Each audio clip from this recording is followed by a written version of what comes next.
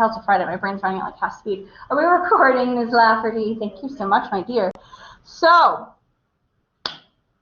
on Wednesday, we had been finishing up some of our practicing biology terms. So, at the end of class, we left in sort of an awkward place, and we were talking about using our terms hypothesis, law, and theory. And so remember when we were thinking about these terms, we said, well, up at the top, when we were talking about hypothesis, this is the smallest word, right? This is something that we could do ourselves, right? You build a hypothesis, you test a hypothesis. This is something one person does, right? This is our educated guess, right? We can do this on one observation or one question. We can do one experiment for this, right? And then come back and check our one hypothesis, make one conclusion for this, okay? As we go down, we're going to find that they're going to get bigger and bigger. Well, that's not where my writing is there. So we ended class talking about a law. Okay, and so we talked a bit about the difference between colloquialisms, right, common language usage, okay, and the way we want to use these scientifically. Okay, so we talked at the very end of class about the use of the term law, right, and we said, well, if this is going to be bigger, okay, this is like having multiples. And that's the key here, right? We have more than one hypothesis, more than one person usually. That's the fragile. Things on my nerves today. Okay, more than one experiment. Okay, all that are kind of pulled together in order to provide us with some kind of foundation, right? And the key here is, remember, we were using this to predict future events. Okay, in other words, how is this allowing me to be informed about something I maybe didn't know? So we used some examples. For example, we talked about like the gas law or Boyle's law. Okay, so I did a bunch of experiments, okay, more than one, that tells me about things like volume and pressure of gas. Okay, and because of that, I can now go anywhere, this classroom, the top of a mountain, another planet, okay, and I can now predict, okay, I know without going to Jupiter, what the pressure of gas is on Jupiter. Okay, because of all of these other experiments and hypotheses that we did. Okay, but it's very specific. Okay, it's just about that pressure and volume of gas, of oxygen, or of carbon dioxide. Right? It's very specific knowledge. And it goes the same for gravity, for example. We do the same thing with gravity. It's very specific. Okay, how objects are being pulled. So it's very useful. I can predict how that's going to be on Earth, or at the top of a mountain, or at the bottom of the ocean, or on Jupiter, or on Mars, or whatever.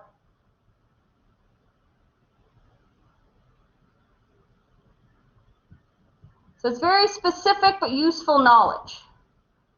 My handwriting is absolutely terrible today, and I don't know why. So if you guys have trouble reading something, please let me know. Okay.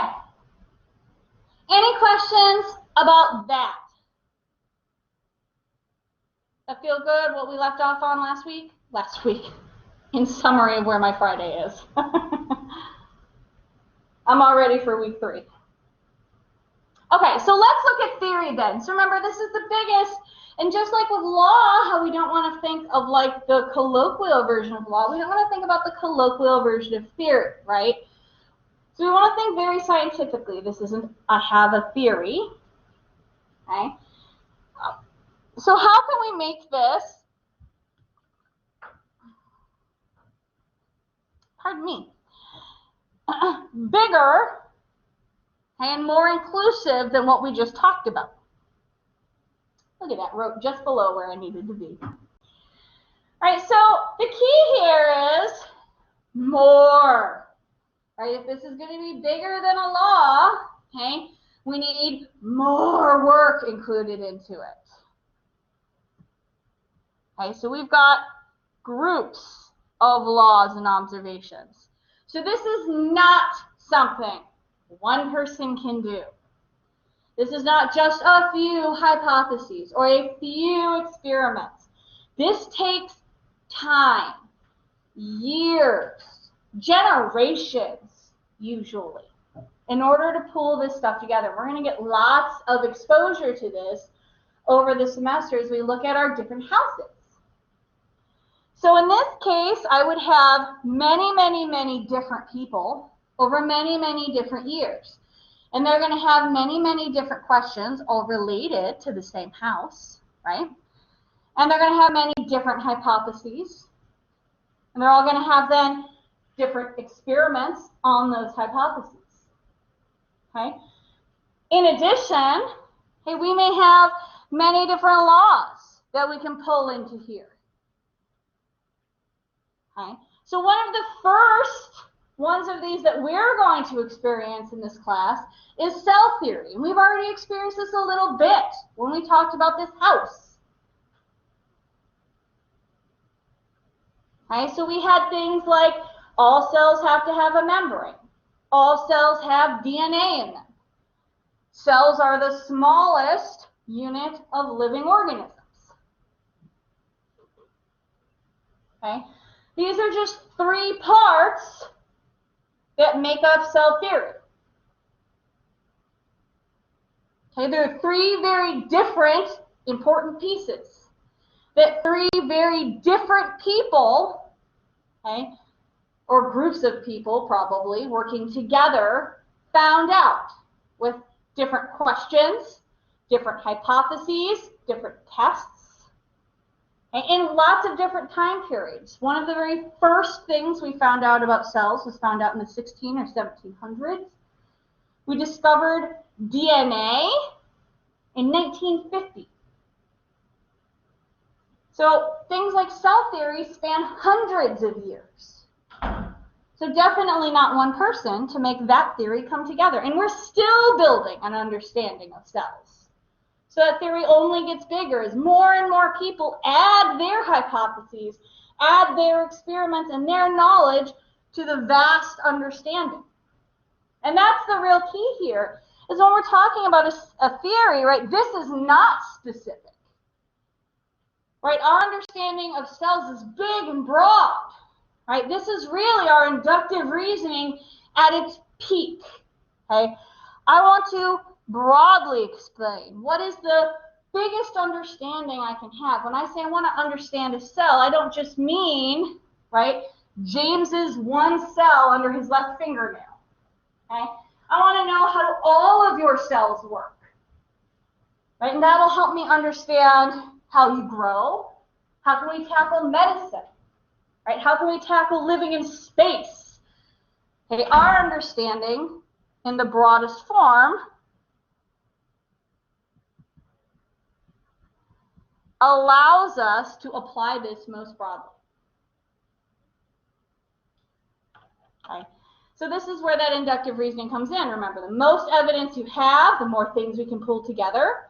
Right? The bigger the application, the broader we can be with the conclusions that we make.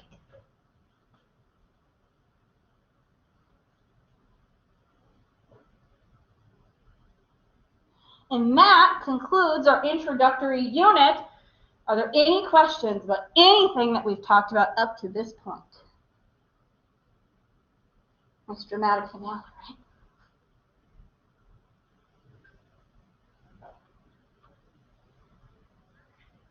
We shiny online, Ms. Lafferty?